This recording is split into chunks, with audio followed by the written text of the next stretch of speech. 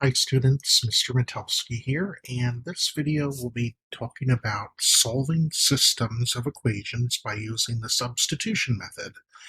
And this one is, I would consider, medium difficulty level.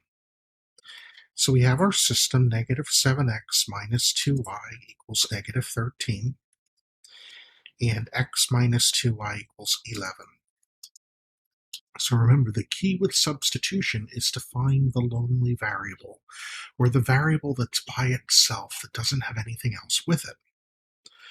Well, if we look at the top equation, both x and y have coefficients, meaning they have numbers in front of them. The y has a negative 2, the x has a negative 7.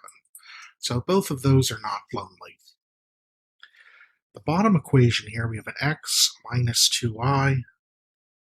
So the x doesn't have a coefficient. Now the y does, it has negative 2.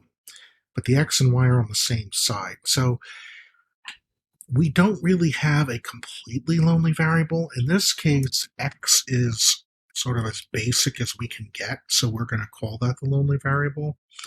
But remember, in order to do anything with that, we need to get it completely by itself. So what we're going to do first here is we're going to actually try to isolate this x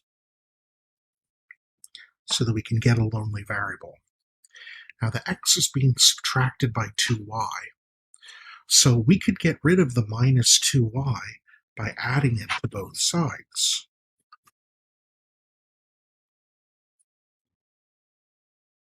And that helps us out a lot because minus 2y plus 2y is 0. And x plus 0 is just x.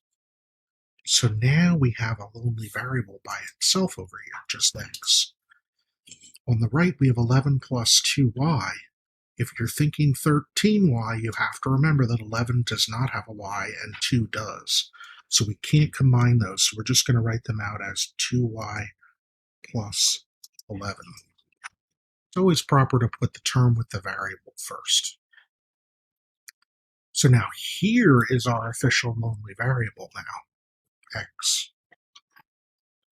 And x is equal to all of this stuff, 2y plus 11. I'm just putting parentheses in there to show that it's a group. Now what we're going to do is we're going to take the equation that we haven't done anything with, the negative 7x minus 2y equals negative 13, and we are going to plug this part in down here for x. So instead of negative 7x, it's going to be negative 7 times 2y plus 11 minus 2y equals negative 13. So notice the only thing I changed from this equation to this equation is that instead of x, in parentheses we put 2y plus 11. Now at this point it becomes a little bit easier to get an answer because we only have one variable.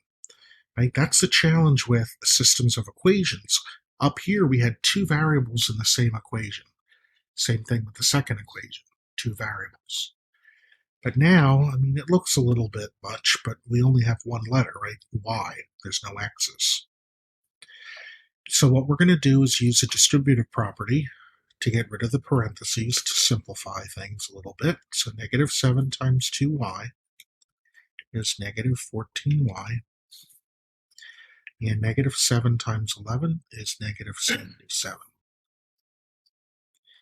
Bring down the minus 2y equals negative 13. We can do a little bit of combining like terms here.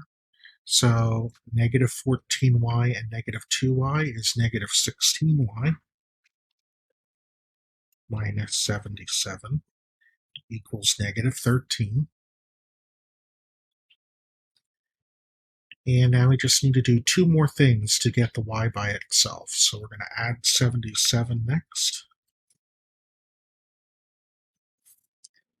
So this cancels because it's 0. We bring down the negative 16y. And negative 13 plus 77, that should be 64. And if we divide both sides by negative 16, we should get y equals negative 4. So that's one piece of our answer right there.